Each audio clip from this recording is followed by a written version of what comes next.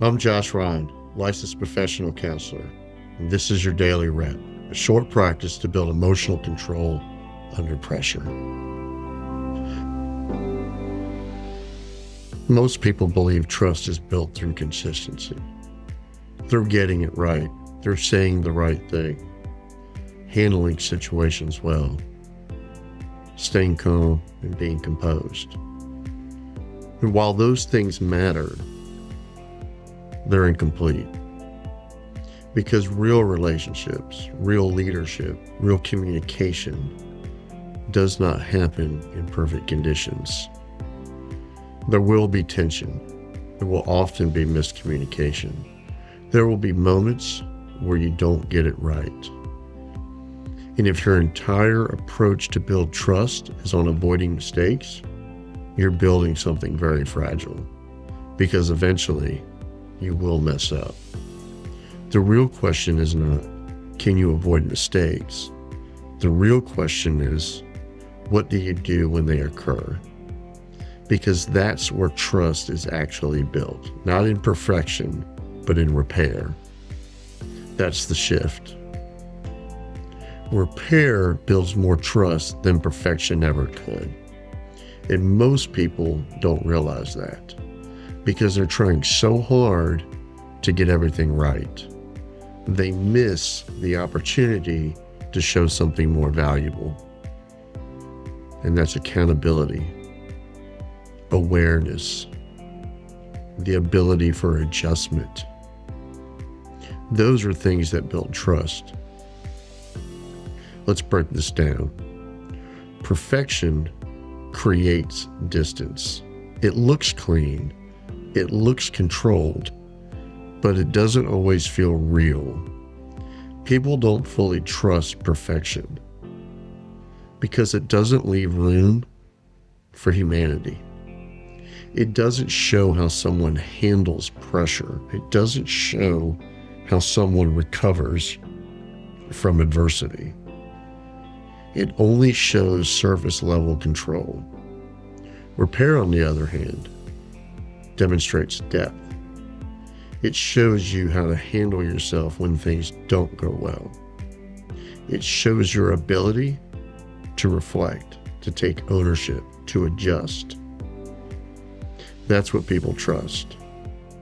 Not that you never make mistakes, but that you handle them well when you do. Think about that.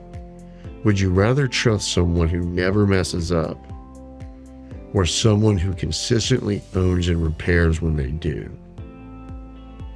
Most people will choose the second because it feels real, it feels stable, and it feels safe. Now here's why this matters. When you repair correctly, you do something powerful.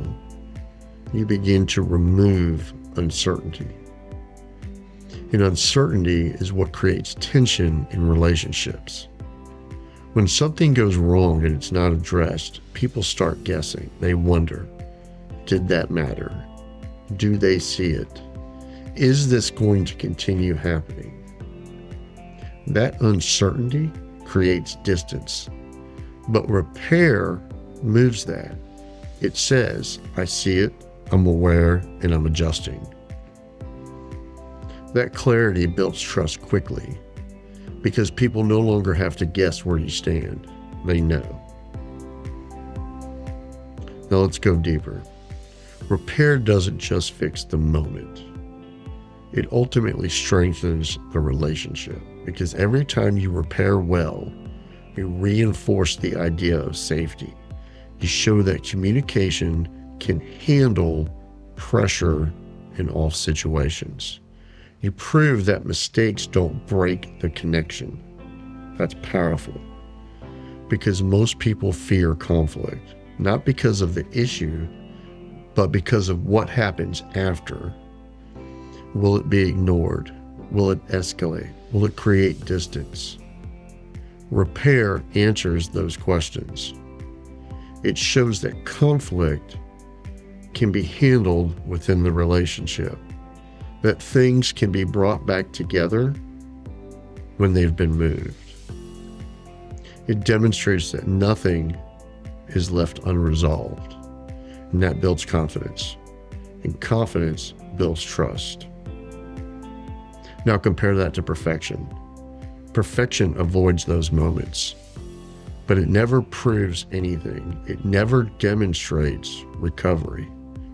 It never builds resilience. That's why it's weaker. It looks strong, but it hasn't been tested. Repair is tested. And because it's tested, it's trusted. This is especially important in leadership. Leaders who try to be perfect often become overly rigid. They avoid making mistakes, but they also avoid accountability. They protect their image, but that creates distance. People don't feel comfortable bringing things up. They don't feel safe in being honest because they don't see repair being modeled.